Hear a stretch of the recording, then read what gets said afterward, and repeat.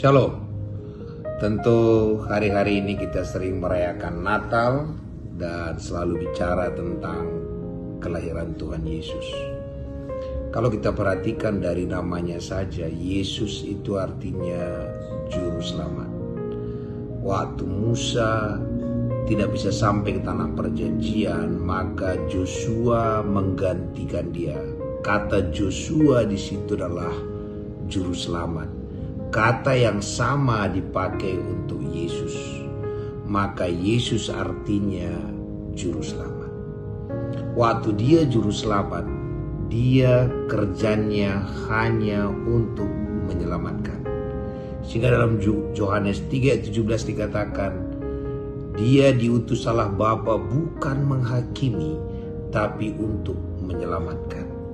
Karena itu bagi Tuhan, tidak peduli kenapa orang itu hancur, karena perbuatannya, atau karena perbuatan orang lain, atau karena apa saja, dia akan selamatkan.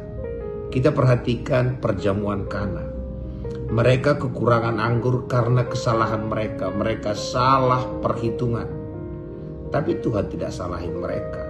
Karena pekerjaannya adalah menyelamatkan, maka dia membuat mujizat sehingga anggur itu bisa tercipta dan lebih baik daripada anggur sebelumnya. Kita perhatikan juga waktu kekurangan makanan, 5.000 orang harus dikasih makan. Tuhan tidak komplain. Dia tidak katakan banyak kali orang ini, karena memang tugas Tuhan adalah menyelamatkan.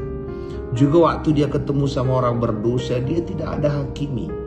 Ketemu dia orang yang kedapatan berzina, dia katakan, aku pun tidak menghukum engkau.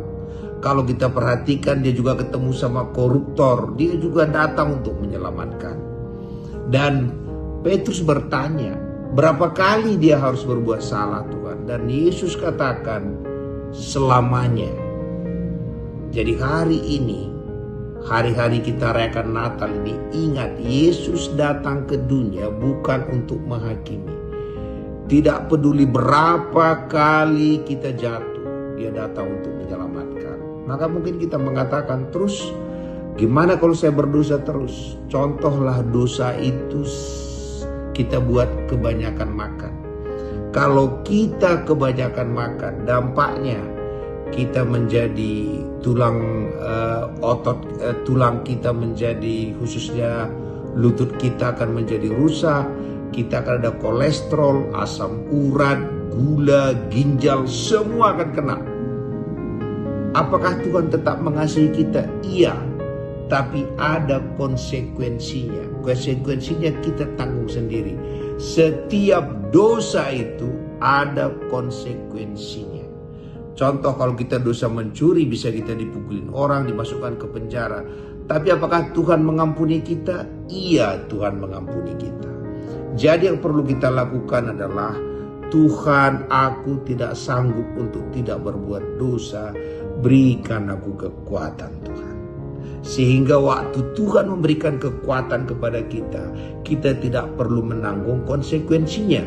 Tetapi walaupun kita gagal berulang-ulang, fungsi Tuhan tak pernah menghakimi.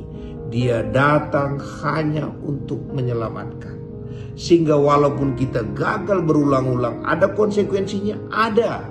Tapi pengampunan Tuhan akan tetap mengampuni kita dan menolong kita, menyelamatkan kita dalam keadaan bagaimanapun.